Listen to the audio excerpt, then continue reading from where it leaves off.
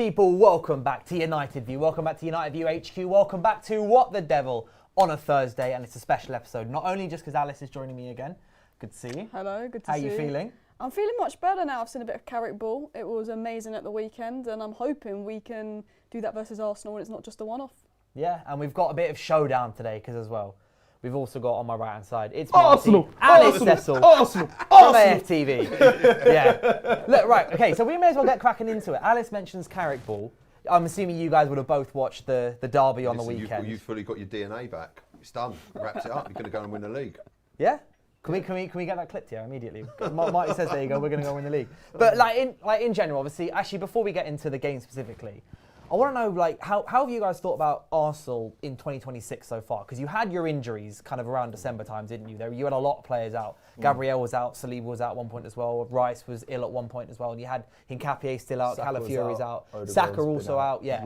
But then you've come back, and now you've got, I think it's Calafiori, Hincapié, and Mosquera of the only. Mosquera's back. Sorry, it's Dowman. Sorry, the other injury, but obviously that's Max Dowman. But then last two league games, not scored and not conceded. But then you also had a great win against Inter in midweek. How are you actually feeling about Arsenal at the moment heading into this game? Still full of confidence, or is there something in there that's a bit like, you're not scored, you're not conceded for a bit? Yeah. Marty, I'm starting with you. Okay, cool. Yeah, look, it's hard not to feel confident. We are playing fantastic football at the moment. Just got Kai Havertz back. Jesus is back and firing all cylinders. Mosquera's back, had an absolute worldie against Inter Milan. He was phenomenal. Our back four, like I said, Calafiori's coming back, whether it'll be available at the weekend. Listen, you can't. That game against Inter, we heavily rotated.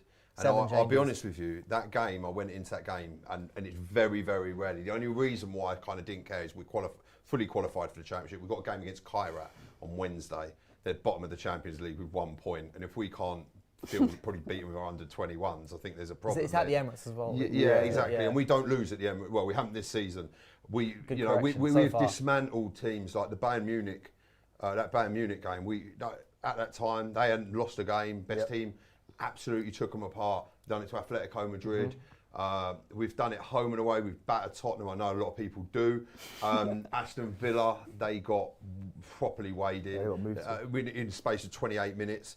And we have that ability. You sort of sound teams out and move it around, and then, I get it. And then, bam, the job's done. And I get it. Listen, the Nottingham Forest one, not to go into... We all know, listen, with referee, listen, I don't want to go and blame things. That was a blatant handball. You can't, there's stuff you can't do. Martinelli misses an open goal. It's, it's unfortunate. And listen, Forest are not fighting for their lives. They didn't have a shot on target. They were never going to come and play football. And the Liverpool game, it was, you're not going to win every single game of football. That's just the reality. But we're 7 points clear. We're top of the Champions League. And we are, this Carabao Cup tie. We've got Chelsea, we're 3-2 up. We look to be we've got 1 foot in the final without a doubt. It's hard to see how we're going to get knocked out of any competition at this current point, just due to our strength and how we're playing football. I mean, I know Cecil is going to add to this because Cecil's fully gassed. He's gone fully early, and we're winning a quad. I feel like since filming with AFTV outside the stadium, it was cold. We've got inside now, and I feel like you've changed in the last 3 hours. No. Honestly, it's funny. I did it because me and Marty was on a live stream last night. We are actually very positive fans as well. We're not. Sometimes, you have the people online that are quite either negative or they take things day by day. I've been quite calm and taking it game by game most of this season. I get to a point, where I just say, I'm going back to being Cecil G, live in the moment, enjoy the journey. Because a lot of fans want to wait until we lift the and I get that. But then sometimes I feel like you don't get to enjoy it. Right now, I am enjoying it. It's very good over here. Marty mentioned many of the things. Top of Premier League, 7 points clear. Must help with City being crap. Exactly. It's like that's an understatement, by the way. Yeah, City aren't the City of old. Like people keep talking about, they can put runs together. In the back end of seasons, they got Pep. They've done it before. But that was 2 seasons ago. Even last season, they couldn't do that. This season, I don't see them doing that at all. Bodo Glimt, we beat them. Listen, going to that ground is tough, and I actually will admit that's the truth. I spoke to their fans. That artificial pitch can be difficult, but they got moved to. They got moved by you guys as well. You guys absolutely showed them a lesson in the Marquette League. So when all the teams around you are fading as well, I have supreme confidence. Of course, there'll be fans Arsenal fans saying, Cecil, calm down, relax. But I am the fan that likes to live in the moment. And right now, I've just come to, I said, you know what, let's enjoy it. And it's funny, you asked about what we made of 2026 Arsenal, or even, well, I suppose since the start of the season. I've had my moments. I have. When we've drawn, when we've not scored, when Victor Gyökeres has looked clunky, when our attack hasn't been flowing, when, I don't know, some people are saying Saka's selfish, I don't agree with that, but sometimes Martinelli hasn't been playing well, or Trossard hasn't been playing well. I've moaned and I've groaned. But it's funny, as someone said, you know, if AFTV or if you was around during the Invincibles when we had 12 draws, you'd be moaning, but that's the season you went invincible. That's the same how I kind of feel now. I kind of took a step back and said, we haven't lost at home. We could go on and win.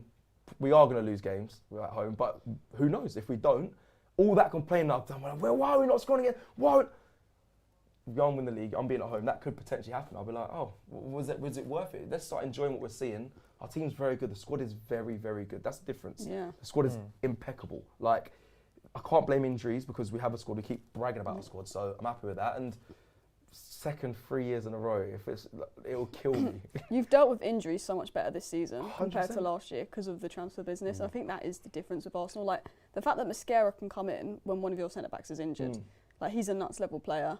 Like, even when Saka was injured, Madueke came in and he did well. He was doing really well, yeah. Like even so, like, big up Thierry Henry. Obviously, that's my guy. That's why I fell in love with Arsenal through watching Thierry. He said this week, he said, look, we asked for Arteta just to win games, just win the games. Like, it may not be pretty all the time, fine, but you want him to win, and we're winning. Like, and that is it. That's the be all and end all. So of course, Arsenal, the DNA, what I grew up in is classy football, amazing free flowing football. There's times we do that. Like Marty mentioned some teams we bat at home, but then sometimes we are winning ugly. It's a set piece. It's an own goal. Owen Goel getting 2 own goals. Bro. Yeah, sometimes Wolves that. score 3 goals and you win 2-1. Like. We didn't score 1 goal in that game. We win. Like, sometimes it's that, and that is ugly. So it can be frustrating, and it's not pretty. It's not the Arsenal way. But if it ends in success, which it seems like it's leading that way, we're in all 4 competitions. Probability-wise, you should win one of them at least. Yeah, man, I'm enjoying it, and I'm looking forward to this game. Listen, the energy I have for Arsenal's hopes and titles aspirations is different to this game. It's not gonna be. We're not going to smoke you. It's going to be a tough game. But we'll get into that. But I think we win the game. But we'll get into that, I'm sure. Can I just say on that as well? You made some really good points. And the thing is like you've got Eze on the bench at the minute, and he can't get a game. Like you said, we rested Gabriel against Inter Milan at the San Siro and absolutely smoked them. Like, the depth of that is just insane when you're talking about players like that are going to come in. You've got, I think, probably the only player that we've got that we can't fully replace is Declan Rice, potentially. He is the only. There's Norgard there, and listen, when he's played, he's been fantastic. And we've got Mikel Merino. Mikel Merino can play about 5 positions, like legit. He's looked better than Gyökeres up top. I can't lie. I really, really like Mikel Merino. Like from a football perspective, watching him play up front, I think it's hilarious because he's also just fun. He's just really good. He's a good finisher, a good header. He's got a bit of that McTominay in him, where he just can come in with those clutch goals. Yeah. And it's important. It's funny you say about those players that we've got and they're not playing. Me and Robbie, I was in Milan yesterday or 2 days ago. We were arguing in the apartment, me, Robbie and Lee. I'm getting angry that we're making Ethan Nwaneri go on loan. Like, I'm arguing because I think he should be playing. That's the position we're in. We're actually letting players go on loan. I'm like, he should be playing. He's good enough to be playing. And like you said, Eze's not even getting minutes. Like, that's where we're at.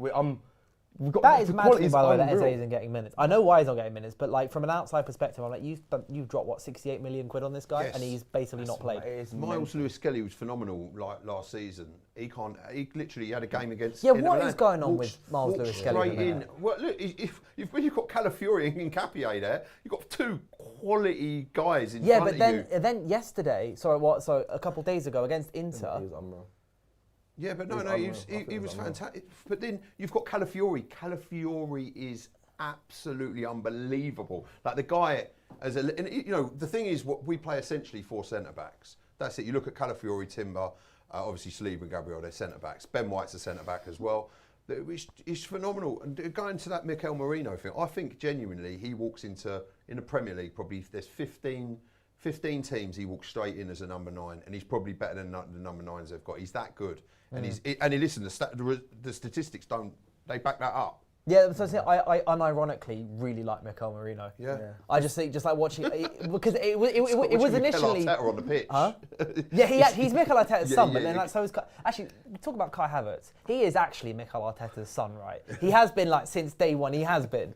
And you've signed Gyökeres, your new, £50 million striker who got like a bazillion goals in like 4 games, whatever it was at Sporting. But and then like United fans for the most part are saying, I hope he starts.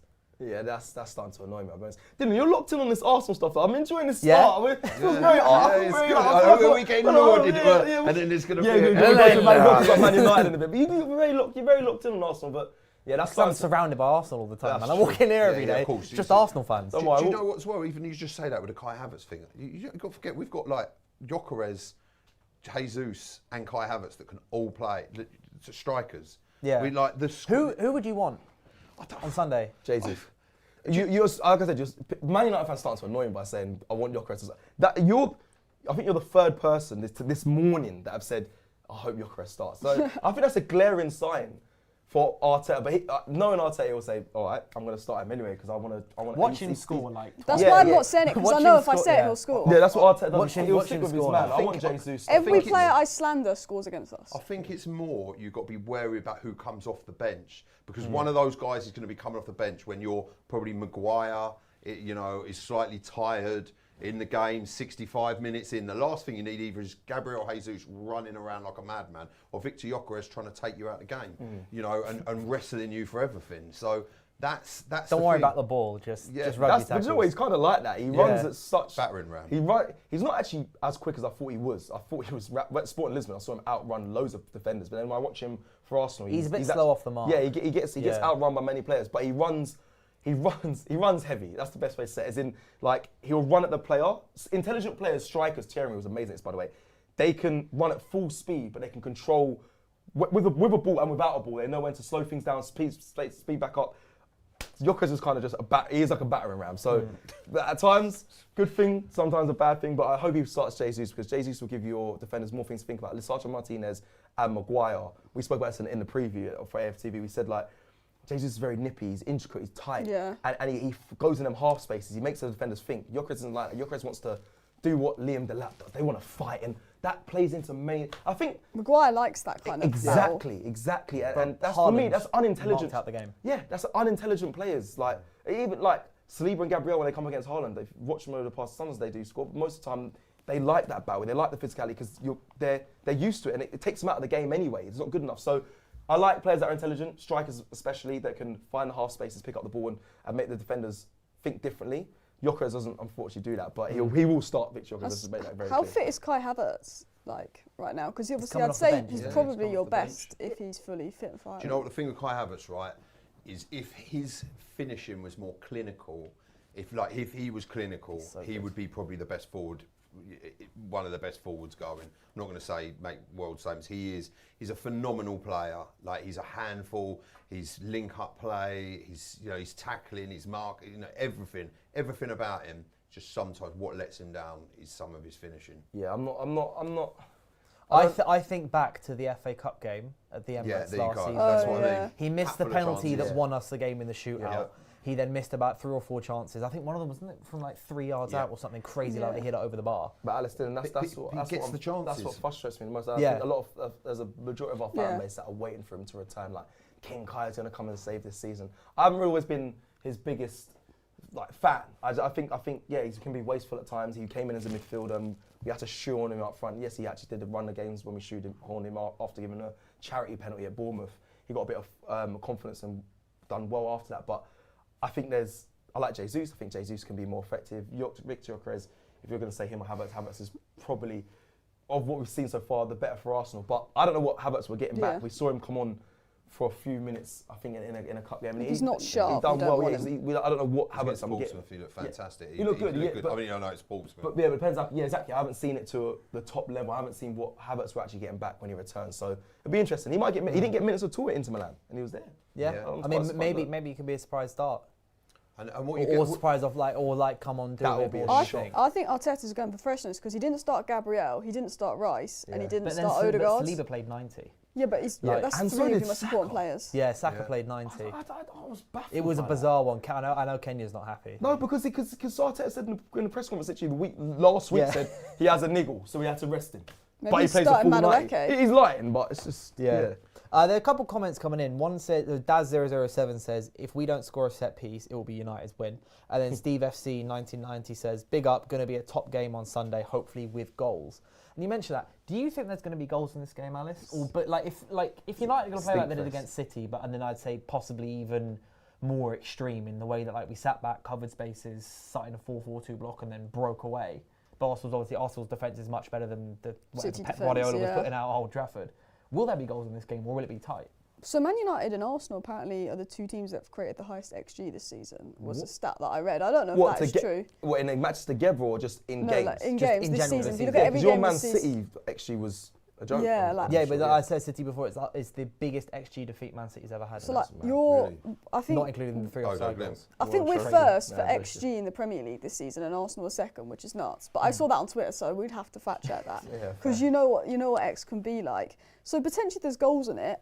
We have a very bad clean sheet record, but Carrick has 1-1. But obviously before that we had 2 clean sheets in 23 games, which was Newcastle and Sunderland. So we do concede a lot, but both teams have been good at set pieces this season. Both teams have scored a lot of goals this season.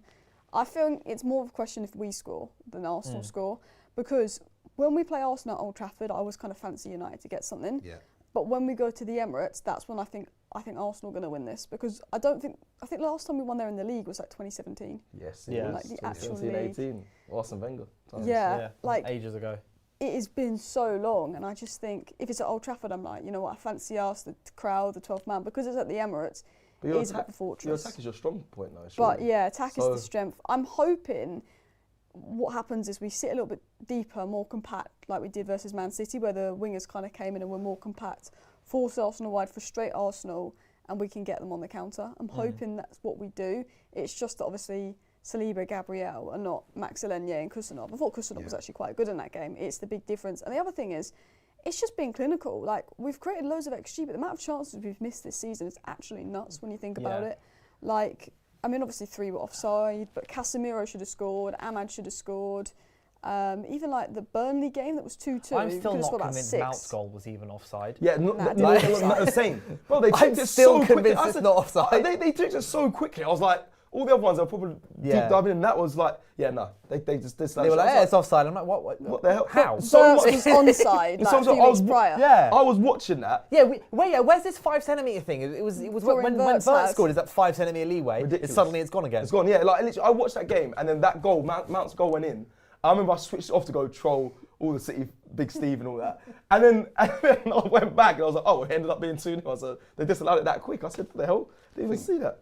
They had a bit of a howler that weekend. Yeah, they did. Dallo with the... I don't know how he didn't go. Yeah, actually, I've got a fun little stat for you guys. So I looked who's been the ref this weekend. I think is it Anthony Taylor? It better not be Anthony Taylor. I can't remember who it is, but basically, I can't remember who it is. But if it is, it's the same guy who didn't send Dallo off.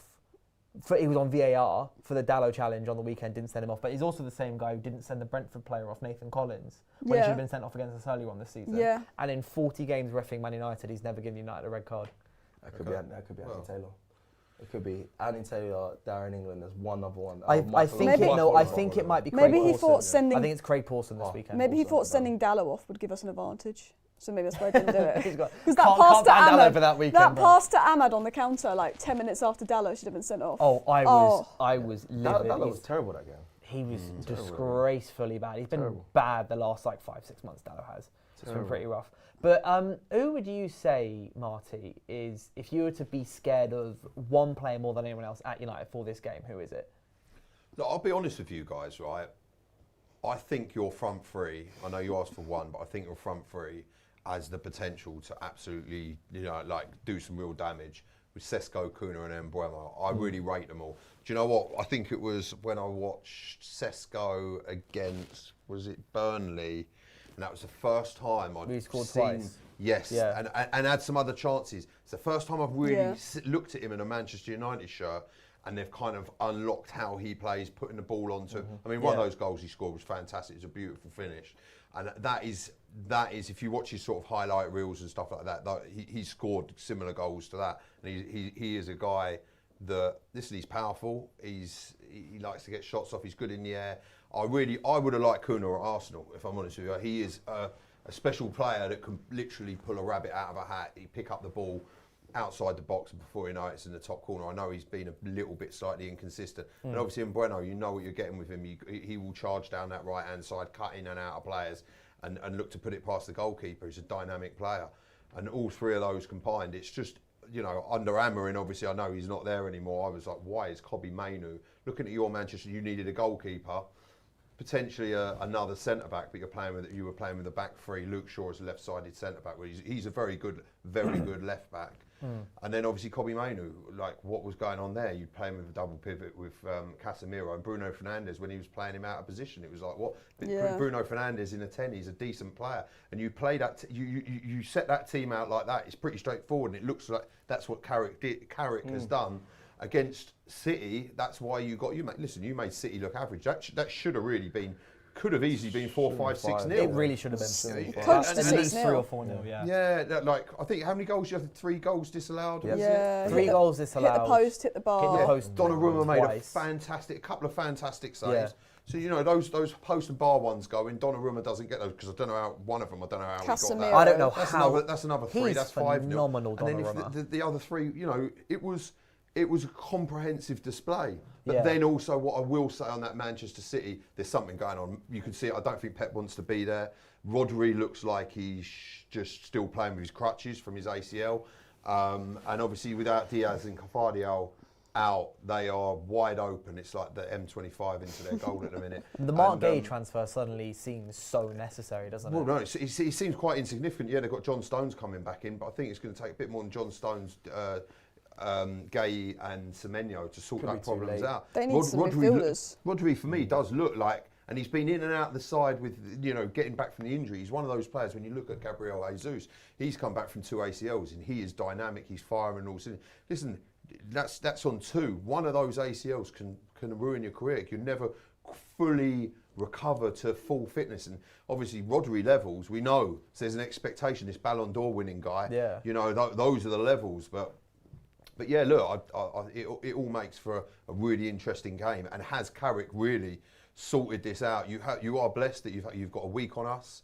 Obviously, we played midweek, and we went kind of strong as well. So you've had 8. You would have had 8 days, and we would have had, I think it's 4. So look, it's going to be. Who's your starting 11 going to be? Obviously, who is your starting 11 going to be? What's it going to look like? Well, because you've got a couple of key injuries and do you want to go stuff. for it? Should we agree on this? Go on, Raya in goal. Raya in goal. Yeah, that's a complete given. He might listen. You mentioned Cecil, you mentioned Kuna, you mentioned Bremo. You didn't say Amad Diallo, who I think could be there. That could. He's been mint, and even at AFCON, he was close. He's such a wild card. Exactly. That's the thing with Amad. He's a wild card. He's a quality player. He's someone that can unlock. Yep. I actually think Arsenal, if I'm honest, if on a counter, he's our most fearful of him and Bremo. And Bremo's done obviously for Brentford against us a lot of times. So I don't know if he's going to put Timber left back to stop that. That's one thing I'm because we're going to go to the full-backs next. I just don't know if he's going to put Timber there, put Ben White right back. Yeah, I think obviously he's completely left him out on Wednesday, maybe with this in mind. There's talk, is Calafiori fully fit? If Calafiori's fully fit, he goes straight back in. Yeah, if that happens, then that's the case. But so it'll either be, at right back, it'll either be Timber or Ben White, and at left back, you'll either have Miles Lewis-Skelly, Calafiori or Timber. Yeah, I don't think Calafiori's fit. No, he wouldn't. I don't think he'll throw him into this game to start. If you're not 100%, I think it'll be I think he'll put Timber there just to stop that Amad, and then centre backs are pairing obviously Gabriel and Saliba. Yeah. Midfield 3. Zubomendi, Rice, Odegaard. I mean that's where the strength of this team. Yeah, and then our front 3, Bukayo Saka on the right. Gyökeres in the middle. He'll go Gyökeres and then who's on the left? He'll go with Trossard on the left. Trossard over Martinelli. I'd imagine he will. He'll start with Trossard, and if it doesn't work out, he'll throw Martinelli. Well, I don't know. I think he'll go. Or he'll start with Martinelli and he'll throw. You might see. No, for Inter Milan, I said Trossard. For this one, and he went with Trossard to start. Then Trossard. Martinelli's better for this one. Martinelli, I think I think Carrick's going to come and do what he's going to sit in. He's going to keep it tight. I think it's we are going to try and lock it down. Yeah, You think? and catch us on the counter. And if I'm honest, that is a little bit of You were kryptonite. open against Inter. They had a number of counters against Inter. But they Inter none of the counts. But they weren't really sitting. In Europe, They were playing. Europe teams, they love to try and play. You can't play against Arsenal because they think they can, then they get. The that's UCL what is so much of a better watch this season than the Prem because teams want to play. Exactly. And also, teams fancy themselves. So at Inter, at They're top home of the league. against us, they would have been like, right, Arsenal come to We'll go town. for it, yeah. We'll show them. Yeah. They're making loads of, they're rotating. We'll show them. We'll put them to sort. We'll be the team that does it to them. They came and played, and we looked. Loads of teams do that. Atletico Madrid against the Emirates. When we went to Bilbao, they were unbeaten at home as well. We took that record as well. They were unbeaten. We went there. They thought they could open play against us. We love that. You're playing into our hands if you want to try and show your dominance. United aren't going to do that. We're not going to do that. Exactly. But that's why I actually worry about that. So, and I'm hoping. I watch Arsenal. I never think Arteta's thinking about what they're going to do. I always think Arteta just does what he wants. Like what Wenger used to do. He just says we play our way and we'll get it done. But I think for this game, if Arteta actually sits back a little bit, I don't know if he will, and he does what you guys do, it'll be like I said, I think it's going to be a boring game anyway. But if they sit back, yeah, we'll get to score points at some point, I'm sure. If he sits back and we use our counter, put Martinelli in the counter in there, I think that's the best way to go about it. But I think the Martinelli Trossard plays better, in sort of low block teams that are structurally defensively sound, and he's perfect for that because he'll find a way through and he'll break. But whereas Martinelli's much more of a chaotic player. He loves chaos. He'll come on, he'll run at you. He'll pick the ball up and just run at you with his head down, and so that's why he's perfect after 60, 75 minutes when the defence is tired to really stretch you and hit you on the counter. So. Two different players, but both with real quality that can hurt you. That's the 11. Martinelli's our top scorer. I've been intrigued to know your goals are in the Champions League. What's that? Martinelli's your top scorer, but in all comps. Champions League, but a lot of his goals are coming in the Champions League. Yeah, I'd love to know what your 11 would be. Our 11. Yeah. So this is why I brought it up because I do want to ask Alice this one question of: do you remember when we beat Liverpool 2-1? Yeah. Do you remember how well Cunha played? Yeah. As like a false nine striker. And he was so good off the bench as well. But he was also. But the thing I want to talk about is Mbumo. He sits on the centre backs, right? He tries to sit on the centre backs. He waits for that running behind, and we want to be fed. Whereas, and that worked against Elaine and Kusanov, big time, obviously, because he's just better than them. He's quicker than them, powerful than them, faster than them, and everything. Just better than them in every single way.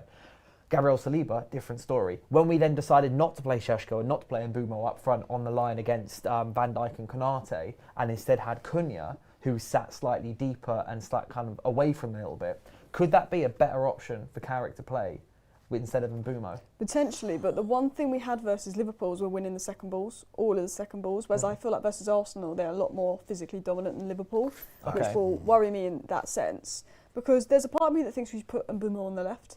Has that sort of Rafinha type role, swings some crosses in, but if he's swinging crosses in, you'd want Cecil in the box to cause more problems. Like the biggest debate for me is who goes in the middle. Like Ahmad has that right wing nailed on. Yeah, he should be starting on the right. Left wing, 100%. you can argue Dorgu should keep his place because he was very good, but then I'm like, I quite like the idea of seeing how Mbumo does on the left, but I prefer Mbumo on the left if Sesko's in the middle because Mbumo's crossing is nuts, and Sesko's header, like I know he's come up against Gabriel, but Sesko's pretty good in the air. I feel like it's a difficult one. It depends how Carrick sees us keeping possession. I think because Arsenal's midfield is just nuts compared to ours. Like their midfield is very dominant. I do think the idea of having Cunha play and drop deeper maybe helps us in that sense of getting a bit more control in the middle of the park. Because he played it where Bruno was running ahead of Mbumo and he likes Bruno to make those advanced runs. So I think it kind of works well with Bruno and Cunha. Yeah. And then you've got Ahmad on the right, which is the question of surely you've got to put Mbumo on the left, but then Dorgu's done well. I feel like I can tell what the back four will be. I can tell what the midfield three will be. It's that front three that we just need to figure out what he's going to do. Yeah, we're on the front three also. Ridden says, big up Ridden. He says, we average the most shots on target per match in the Premier League of 5.7 per 90. We're also first for shots in general, 361 shots. Arsenal with the third most with 328 in the season so far. Yeah, you create the biggest chance as well. Bruno 15, with 9. Bruno's got most with assists, that, you'll notice that the Nottingham Forest game and the Liverpool game that you spoke about, neither of them managed a shot on target. We went through the entire month of October. I think we only had in the entire month. We didn't concede 1 goal. And I think we had 3 shots on target we faced or something like that. Yeah, Ridiculous stat, ridiculous. Defensively, we are sound, and I think look, it makes for a very, very interesting game. If the counter does worry me. Dorgu played so good in that opening game against us as well. I have a sneaky feeling he might not start Dorgu. Really? He's in my FPL. I don't know if I'm going to bring him. Really? Yeah. He was because unbelievable. okay, Shesh goes 3 in 2 games, and he didn't get a sniff against City. So what's actually your sorry? On, so what's actually your starting 11 one? Yeah, wise, gone. Obviously, so Senna Lamans is What, in goal. 4-3-3? I'm he going to guess. went fourth. Yeah, he went. It'll be a Or 4. I think it'll be a 4-4-2. 4-2-3-1. We'll have Luke Shaw at left back. Yeah, I think And then Dalot. Maguire and Martinez centre backs. Yeah. Will he start Martinez? Because remember, he started Mbumo and Ahmad immediately after coming back from AFCON. Martinez is due back in training today, which is 3 days before the game.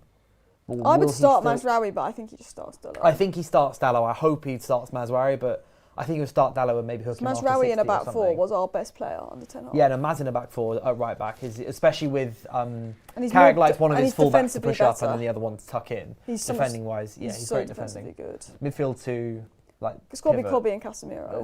I think it'll be Kobe Casemiro again. And then Bruno obviously Bruno will in be the in 10. the 10. Yeah, and then it's Ahmad on the right wing, and then you've got Cunha, Sheshko, Dorgu, and Mbumo That doesn't for the even other bring in 2 Mount. positions. What? Oh, and Mason Mount for those other 2 positions of striker and left on the left. That's the tough one. Yeah. He might go Dorgu for defensiveness because Dorgu was really good at getting back, and then it came like a 4-4-2 out of possession, and Dorgu almost like he tucked in. Yeah, that's the thing is Bruno went really, really high. Yeah. And then Bruno Ahmad became a striker than Dorgu Bumo, and tucked Ahmad in a and lot. Dorgu. Yeah. Yeah. Ooh, Just I quickly, don't know. would you not play Kuna, Embronato and Sesko against Arsenal? I don't think. No, he because would. Ahmad has to start. Yeah, he has to see. Ahmad's He would have to. the one good thing Ruben Amorim has done for us is he's given Ahmad the most insane work rate I've seen from a winger in it's a nuts. long time. Those wing back shifts have done him good work.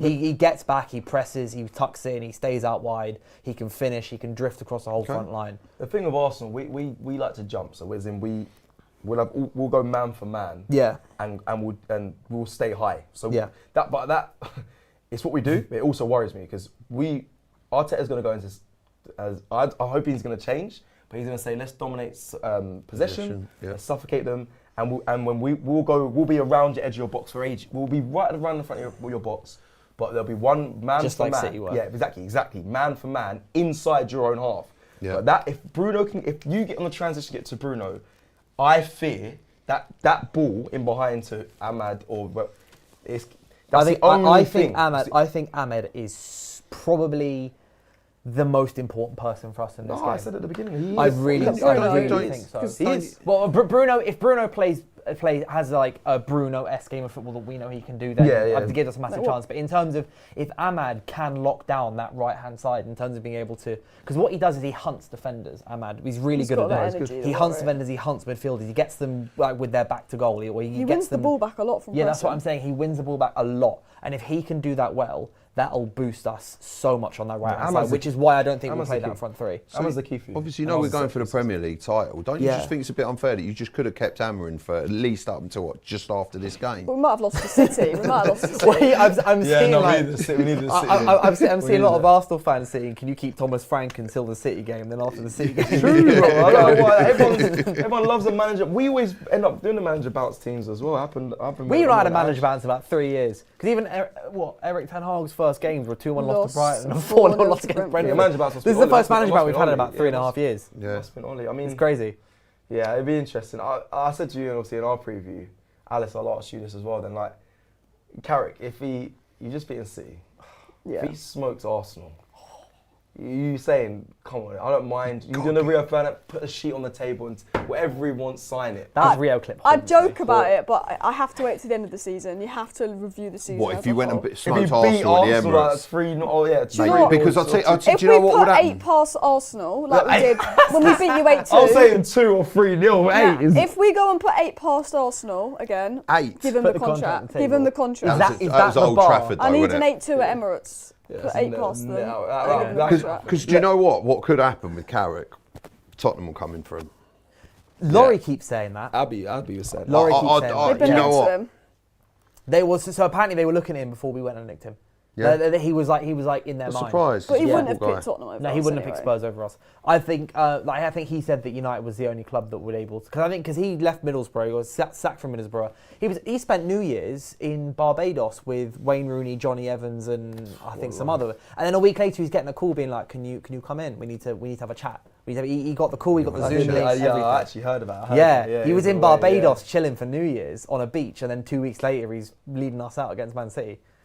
Like, he was not returning to planning to management until we came calling, because obviously we're United and he's Michael Carrick. It worked. But my genuine opinion with that is that if Michael Carrick were to win, so we've got 16 games left now, if he wins 11 or 12 of those, right, if he puts a serious run together, he should be considered over the likes of like Emery or Glasner or Iraola, but not over the likes of someone such as Tuchel, if Tuchel is available and says yes, or Luis Ancelotti, Enrique, Nagelsmann, these guys, like the top. Well, I mean, according to Rio, Arteta would say yes. That clip, Hawks, that is ridiculous. That is so What funny, clip's man. this? Rio said, this was ages ago as well. This wasn't in this period. This was time ago. It's like 3 while years ago. back. He goes, if Man United came for Arteta, he'd leave straight away. Oh, leave it out. I think That's it was the tongue in worst cheek. clip. I think it must be No, tongue in have cheek. said it he's to now clip farm. laughing it off because we've been in this space for a long time. Content creators do this. Robbie done it with the Mbappe. Robbie does it all the time. Over Martinelli. He did. I've seen it. Sorry, Rob. I've seen it. Rio meant every word he meant. Everybody said sorry. It just blew up so much. He went to like mainstream press and he was like, oh, they actually took me serious because he knew he messed up. But I've been in this It's space fun. a long time. It's fun and what it games. is. But my It is what it genuine is. thing is that like Michael Carrick should be considered if he was to do something like that. If he was, I don't know if we will. It's a whole different story if we will. If we can get like 12, 13 wins out of these last 16 games, then why are you putting the glasses on, man? Last If you 16 could get games, 12, then, if you could get 12, 13 wins out of these next 16 yeah, games, That could even be third. that's and maybe for a couple of draws in. That's Premier League Bro, winning they're form. fifth right now. They were still in That's there. Premier League winning form. that's- You've just depicted Premier League winning form. Yeah, there. Marty said, what did you say earlier? He said, like, if we win, was it you that said? Yeah, we no, win, it's 13 if you win games. 12, 13 games, you Yeah, said then. we win 13 games and obviously 86 points. it's done. It's done. The I mean, league's done. maybe I am setting the bar a little high, but like I do think If he because gets I think top four, I think that got it to be a would. contender. Yeah, yes. But they to a have to certain extent. interview other I think it's, managers. but what I do think will be incredibly unfair is for people to go, oh, but look what happened with Solskjaer. I think they are two completely different people, and it shouldn't You've be done like. Solskjaer. Yeah, but I mean, in the way of everyone was like, well, look what happened with Solskjaer. You know, after can't you feel hired that. him, it went But wrong. it's- it Like is- that is a comparison that I think can't shouldn't be feel- in the yeah, room you with can't us. The one worry is when you're interim, you're only thinking short term. As soon as he becomes the manager, he's like, Yeah. now which players do I want to get rid of? Now which players do I want to bring Well, in? Do you know And what? it could unsettle the What I'll squad. say on that, just quickly, right? And we've obviously experienced it with Arteta. And albeit, okay, we haven't won anything. I mean, won the FA Cup 6 yeah. months in. Okay, so he has.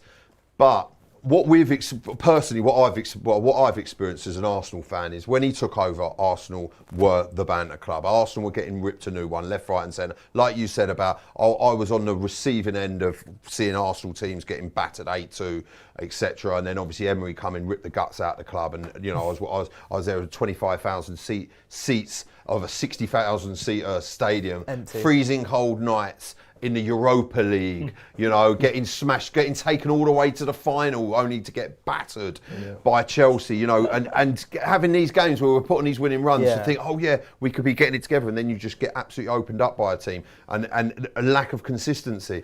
Now what we've done with Arteta, and this is it, you can see. I mean, personally, I went in August and I was like, listen, this season we're winning stuff, and I kind of everyone's like, oh, you're deluding. I get it. We finished, you know, second 3 seasons in a row. I understand all that. I've watched Arsenal for 40 years, so I've seen bits, you know, and it's this feels different. What Arteta's done is he's put our club back together. It's great. The atmosphere at the Emirates. Going to the Emirates, mate. Before he came in, I hated going. I'll be honest. It got to a point like the Thursday night Europa League, it's freezing cold. It's one thing when it's freezing cold, but you're sitting there watching terrible football and everyone's moaning. It's not a good look. You're watching Antoine Griezmann doing this. Do you know in your what? face. Yeah, exactly. The best thing Arteta's done is make you be able to compete and beat the big sides like Bayern Munich, Atletico 4-0, Real Madrid. Like, used to get battered by Bayern Munich and 3-1 at the Emirates. That's what makes me worry because we are one of the biggest sides. I know we haven't acted like Yeah, but it. we also basically often more often than not we then turn up. We turn up against the big sides, or at least like give them a game somewhat. Most teams do. And then drop points to Wolves and then drop points to Wolves, and then go not win a single game out of Wolves, Burnley, and Leeds. But Arsenal up for those big games: Real Madrid, Atletico, Bayern Munich, like even City. You know, I think was it last season you put 5 past City. Yep. Yeah. Like that does worry me a little bit. God, 4 past Villa, who were in good form. That was mental. So my point, what I was getting at with Carrick, right? He's given us our DNA back. And I know I've seen loads of things, you know, online going, United fans going, we've got our DNA back. It's a serious. Michael Carrick knows Manchester United. Yes. And for me, the problem with Manchester United has been looking at it. They haven't had their DNA. They've got no real identity. You're in this like 3-4-3 system of just nothingness going through these managers. You need, for me, having an ex-player that is decent manager, maybe coming in and putting your club back together and being back to being the great club of world football that you are. It's hard. You haven't really seen that since. This whole DNA thing. It's but like it is real. It exists. DNA as a club, but people don't like. DNA isn't a formation. DNA isn't a style of winger forever. It's like for us, United DNA is and has always been. It's taking a risk. Yeah, you're 1-0 up against City. You bring your striker off. You score 3, we'll score 4. Yeah, that's it. That kind of thing. That's it. And it's the epitome. Taking a risk, being bold, having an idea, even if it's not like on the spot. Throwing Shea Lacey on, throwing Maino. Exactly, like throwing Shea Lacey on. We're like 2-2 against Burnley and going, you know what? Let's give this 18-year-old kid. He almost scored one of the most insane winning goals I've seen in a long time, where he was cracking it from 35 yards and hitting the bar and things. When we're 1-0 up against West Ham, Amarin takes off an attacker and brings on a centre back. Yeah. And like we play with 3 centre-backs, and you've got like Lenny Yoro on the edge of the area while Kobe Mainu sat on the bench. We had 80 minutes against 10 men Everton, and he doesn't make one attacking. It was 0-0 when they got a red card as well. I know. And then we went 1-0 down. Then we went 1-0 down, but again, he only made centre-back changes. He didn't make one attacking sub, and it's like it's not the formation. It's not do this. It's like just try and win. And the identity of the manager, Mourinho, Van Gaal, Ten Hag, they are not. But whereas what I see just in that City game with Carrick, wave after wave of attack. That's what Man U do. Yeah. Those are the Man U. It's what we've always done. You're watching Manchester United for all of my life. Those are that's the Manchester United sides I've seen. Those little things you can change. It's the same with like Arteta came in and changed little things that was there when he was there and what Wenger kind of instilled in him. Same with like I've worked with Manchester United for many a times, and they told me that they always had a youngster. You had the record for having a youngster on the bench. 87 years. There you go. Yeah. And Chris McCready told me that when I went and worked with him. I didn't even know it. I was like, wow. And he was like, yes, that's part of the United way. That's part of what we do. So there's loads of little things that you have to bring back the ethos, bring back the DNA, connect the fans back to them. Yep. I mean, I'm just reading off kind of what Arteta done for Arsenal, rebuild the academies and make sure it exists. It's real. Have an identity from the academy straight to the first team. So like, and I've gone on many Man United channels and explained like, your rebuild, I think, is bigger than you even think. I think it hasn't even properly started. I think that it's more than just the performances on the pitch. I think short term is obviously you look at the performances because that's what gets the fans on side. But there's so much, whether you've got Glazers hiding behind Ineos, there's so many things that need to change. But we'll do that for another podcast. But I'm saying, little things need to change. Carrick has got little signs of it, but you're not gonna. I guess PTSD of Ollie is why people are saying, well, let's just wait what happens. And I think it should wait. I get that. I remember at the time when Solskjaer won 10 of his first 11 games for us, right? We won 9, including beating PSG like 3-1 away from home. We won 9, then drew, then won another game, and then in March we handed him a contract. And when we handed him the contract, I remember going, why have we done this now? Because after we handed him the contract, we then fell off a bit. We then didn't have the world's best form. I know we then finished 3rd and 2nd in the league. We were crap until we signed Bruno, like 9 months later. Yeah, that was true. And then we went for 14 unbeaten and went from like 7th to 3rd. Yeah, and also as well, do you remember on the social we had that away? We didn't lose an away game for like 24 games or something ridiculous like that. Record. Like it was mental. But like, it's I would be open to seeing how Carrick does and then therefore making an informed decision on then about if he should maybe stay on or not.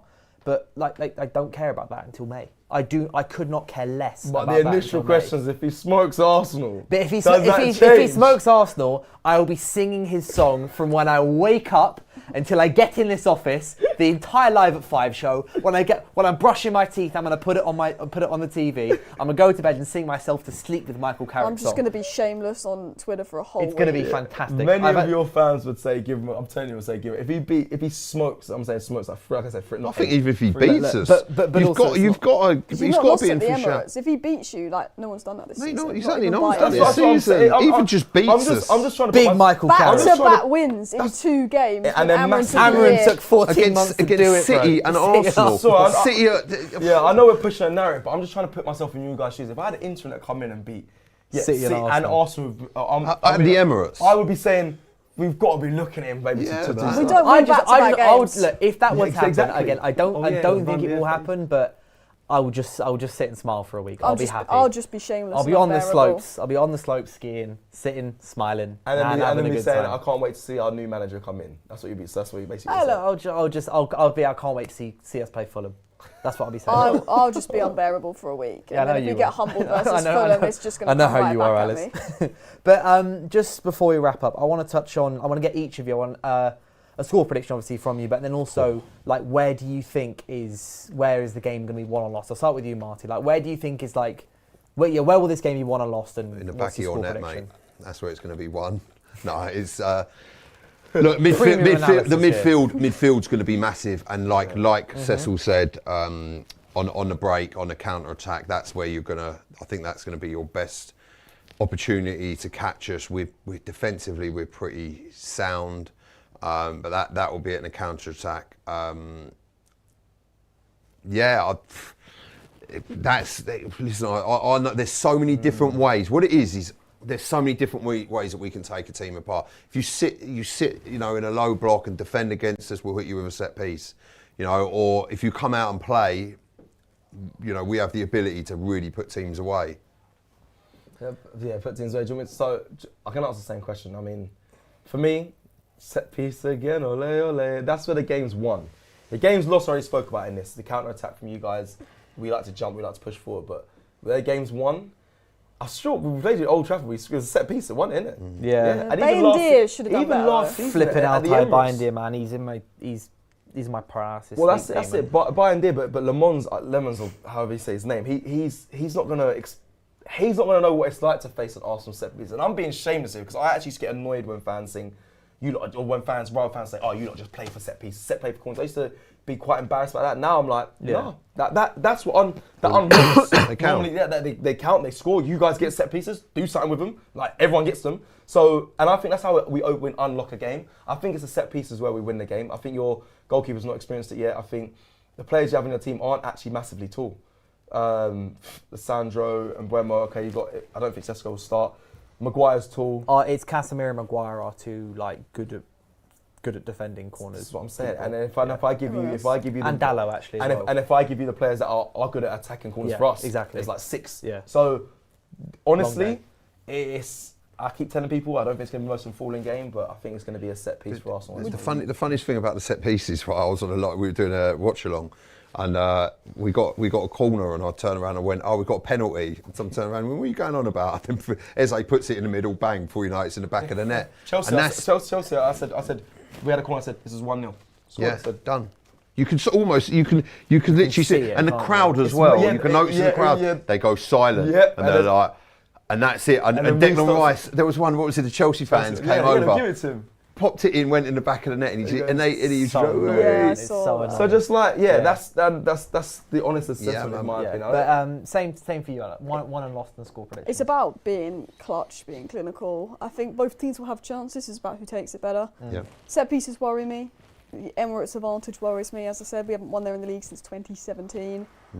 I think Arsenal will probably win purely off the basis it's at the Emirates. Like if it's at Old Trafford, I'd back us to get a result. I don't fancy us really at the Emirates. Yes, Alice. I really don't. But as a part of me, it's like I can't say Man United are going to lose. So I feel like I'm going to have to go with a draw. What are you just saying? You can't do a U-turn. You said he's smiling in the 60th minute. I'm going to go 1-1 draw. Really? I can't bet on us to lose. Amarin's gone. Yeah. I think we'll be better Amram's gone and smiles Carrick. back. What was your Okay, score? okay. What was your score? That's what your heart's saying. What is your if you were to say Arsenal? You really want to hurt. I know what What are you saying? You're 2-1, fishing 3-1? here. I do You are think I fishing. can see us losing this 2-0. There we go. I just know. We lost it 2-0 as well Yeah, last I year. think just hear the honest. That's fine. You've got to say it on a Yeah. United They'll channel. score a set piece, and we'll get really pissed off. So I didn't say my score prediction. Yeah, 1-0. What was your score? 1-0. You said 1-0. You said. I'm going 5-0, mate. You boys are getting smashed. Marty, it's No, I'm not- joking. I I'm was But joking. hey, we've just done like 45 minutes No. of you glazing how good Bruno is. Imagine if we go and win 5-0. No, now. I'm joking. Yeah, It'll you be can hold I reckon 3-1 if I'm honest with you. But is, Oh. it, like, is that like a 3-1 where it's like you'll score you'll score another goal in like the 90th minute? Yeah, to but I mean, make they'll it look- count yeah. at the end of the season. Yeah, don't fair they? enough. I think for me, 3-1's not as it's for tough. me the way Arsenal have been winning the entire time when you've been winning under Mikel Arteta is it's the fine margins. It's like it's Gabriel jumps just a little bit higher than there on the centre back, so just a bit higher striker. Declan Rice runs just a little bit faster, He or loves to goal just gets versus that us. toe in. Yeah, he loves to go. He's basically like Xhaka when Xhaka used to score against us every single time. Outside the we played. box, Declan Rice goal. Yeah. Has it really? Or it's like your fullbacks. You get Saka's his feet are slightly quicker than the opposition fullback. So it'll be won or lost in those little fine margins of being like, will they get it? Won't they get it? And I've got to stay to what I said earlier as well. So on AFTV, don't believe it, I said, Dylan. You so don't believe I it, said though. earlier this week on DR Sports, I said 2-1 Arsenal. But now that it's getting close to the game, and I'm getting, Bruno I just keep thinking about Bruno Fernandes, and I'm like, you know what, 2-2. Six This is where I'm big going with this chances game. created, I think, last game. Was it 4 big chances? He's only in the Premier League this season. created 15 Only in the 4 Premier League, times big chances. has a player created 4 big chances in a single game. 3 of those times it's been Bruno Fernandes. Yeah, he's got 50. Guy's on And he's fire. got Guy's 9 ridiculous. assists. I see Robbie saying he's not a world class player. He walks bring it up- into I'll bring it Arsenal up and he again on brings you Monday. trophies. No, that's a lie. He doesn't work in our team. He's a quality player. He's amazing for you. World-class He's a player. good He'd player. start. I'll He'd admit. bench Odegaard. He doesn't work in Yeah. our system. I'm telling you, he doesn't work in our system. You'd have won a trophy. Or Eze. Every player is as good as Bruno Fernandes until it comes to actually playing against Yeah, look Bruno at Xavi Fernandes, Simons, and then look they're at nowhere near Havertz. But as when good. teams play against Arsenal, they play low. There's the spaces that Bruno finds in when United play against other teams. You don't get that at Arsenal. I promise you. Even Hey, look, Odegaard's we'll starting to see, suffer. we'll That- see. We'll see. No, I'm just saying- so I can text you on Monday. I'm saying when teams play against us, they sit there. So what Bruno's able to do, teams don't play the way they play against Arsenal as the way they play against Man United. That's why he has the space. He can find things. He's sharp. He can score these big moment goals. Odegaard, we're trying to break down these low blocks, which I don't think Bruno would be able to do in an Arsenal team. For United, he has more space. He's a quality player, and I'll admit that. But I don't think he could do what he does for you guys in an Arsenal side. That's just my thoughts. Oh, fair enough. That's it. Maybe I'm just hearing that Arteta's too restrictive then. Anyway, Yeah, cool. that might be. But Bruno needs just freedom to do what he does. Yeah. And if that's why Bruno looked so terrible under Amram at points. Because Amram was like managing him as a DM. And it's Have like, you what not are you doing? seen Mikel on the top? No, I know exactly, He controls yeah, no. every player. Bruno would not do that. Arteta needs everyone in every certain space at a certain time. And If you had Bruno, you'd have beaten PSG. That's I true. genuinely think Alice, That I think is that. completely. This is not true. That is true. Stop trying to That tell is us. 100% I'm not buying. true. It's not true. That is He'd have nothing scored but a winner. He'd have factos. scored that winner versus PSG. We've got the ball Factos. outside the box. Boom. Nah, he wouldn't be on the pitch, mate. He would have Where ended was up he getting a red against card or Tottenham in the Europa something, League seriously. Amram played him as a DM. Bro, Amram you was know what it was? He DM. was at centre back basically. Bruno Fernandes he was the deepest man on the pitch at points. But he would against score the Spurs. winner against PSG. But Yeah, but if you play him at number 10, look, you'll see how Bruno Fernandes. Now, Oh. now I just want us to win just to shut this conversation. I want up, Bruno man. to have a masterclass. Oh, it'd be beautiful. It would be Come on, beautiful. But glasses. bring it on. But apart from that, obviously there's some comments in the chat saying 2-2, 3-1 United, 1-1. My heart says 1-1, brain says 2-2. Heart says 3-0, brain says 2-1. It's insane trying to put Odegaard on Bruno's level. Spot on Martial. But apart from that, thank you guys so much for coming on. It's been a pleasure. It's been an interesting episode. It's been fun. It's been a pleasure, yeah. But obviously, you guys at home, let me know in the comments what are your score predictions. Where's the game going to be won or lost? Who's better, Bruno Fernandes or Martin Odegaard? I wonder if all the subscribers of United View, I wonder what they're going to say. It'll be quite interesting. But apart from that, thank you guys so much for watching. Thank you, Marty and Cecil and Alice for all coming on. It's been great. Thank you for having us. Yeah, Well done. and Thank you. See you Come guys on, soon. United. Peace. Come on, United. Good, guys.